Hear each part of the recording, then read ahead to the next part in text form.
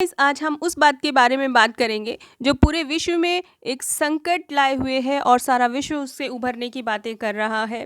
और लॉकडाउन के समय में एक ही सबके जहन में दिमाग में बात रह रही है कि बिजनेस को किस तरह से आगे बढ़ाया जाएगा आफ्टर लॉकडाउन और किस तरह से उसको आगे लाया जाएगा, स्टार्टअप नया किया जाएगा। तो मैं आज आपकी सारी समस्याओं का समाधान करने वाली हूँ, लेकिन उससे पहले प्लीज़ मेरे चैनल को सब्सक्राइब कीजिए ताकि सही तरीके से आपको जानकारी समय पर मिल सके।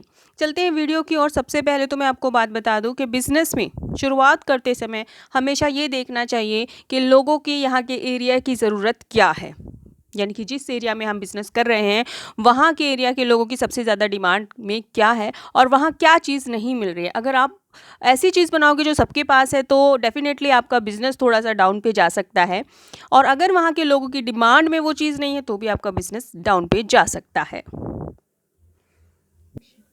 हायरिंग पुअरली और नॉट राइट टीम। कई बार होता है कि हम गरीब टीम को यहाँ पे शिक्षा के तौर पर, गरीब मैं कह रही हूँ कि लोगों को कुछ नहीं आ रहा लेकिन कम इनकम में अगर वो काम कर रहे हैं, ऐसे लोगों को हम हायर कर लेते हैं बिजनेस में कि हमें कम तनख्वाह देनी पड़ेगी। लेकिन मैं आपको बता दूं कि ये आपके लिए बहुत ज़्यादा नुकसानदायक हो सकता है, क्योंकि अगर वो बिज़नेस में कुछ कर नहीं पा रहे हैं तो आपको ऐसे लोगों को रखने से कोई फ़ायदा नहीं है। क्योंकि अगर आपको डेवलपमेंट करना है तो आपको एजुकेटेड और एक्सपीरियंसफुल और कुछ करने वाले एक्टिव लोग ही चाहिए।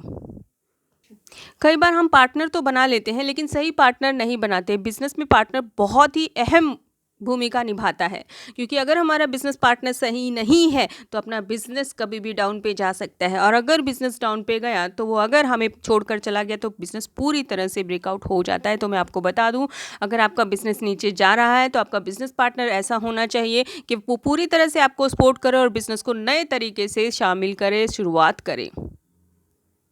हर बिजनेस में ग्रोथ और सक्सेस मिलने का सभी का एक सपना होता है, तो उसके लिए आपको सबसे पहले तो पॉइंट ये रखना होगा कि लैक ऑफ प्लानिंग। कई लोग होते हैं कि बहुत प्लानिंग की कमी होती है उनमें, उनको नहीं पता अगर बिजनेस डाउन पे गया तो अभी उनको क्या करना है, कौन सा कदम उठाना है।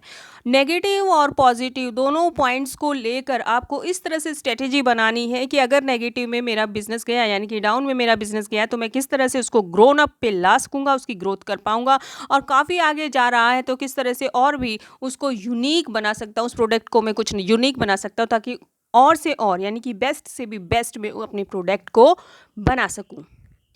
पार्टनर को अहमियत देना बहुत ही ज़रूरी है, लेकिन उसके साथ साथ ये भी ज़रूरी है आप यूज़र को भी अहमियत दें। कई लोग होते हैं कि यूज़र को अहमियत नहीं देते हैं, लेकिन मैं आपको बता दूं, आपके बिज़नेस को चला यूज़र ही रहा है। क्योंकि अगर आपका सामान नहीं बिका तो आपके बिज़नेस का कोई फ़ायदा नहीं है, आपकी मार्केटिंग नहीं हो सकती, क्योंकि जो यूज़र होते हैं वही आपके सामान को लेते हैं और आपके बिज़नेस को भी आगे बढ़ाते हैं।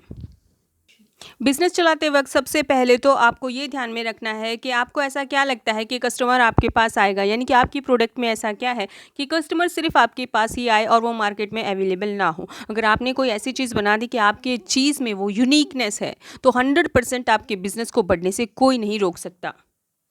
कभी भी यूज़र के फीडबैक को इग्नोर ना करें, क्योंकि अगर आपने यूज़र का फीडबैक इग्नोर किया तो आपका प्रोडक्ट वहीं का वहीं रह जाएगा, सिर्फ आपकी सोच के ऊपर ही डिपेंड होके रह जाएगा।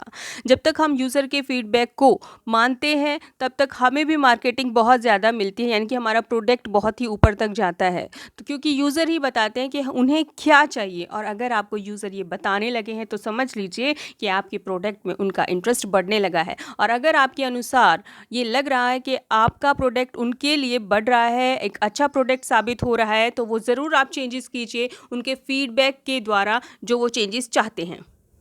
बिजनेस से रिलेटेड ऐसी वीडियो देखने के लिए प्लीज़ मेरे चैनल को सब्सक्राइब कीजिए ताकि आपको सही जानकारी सही समय पर हम देते रहें। Thanks for watching.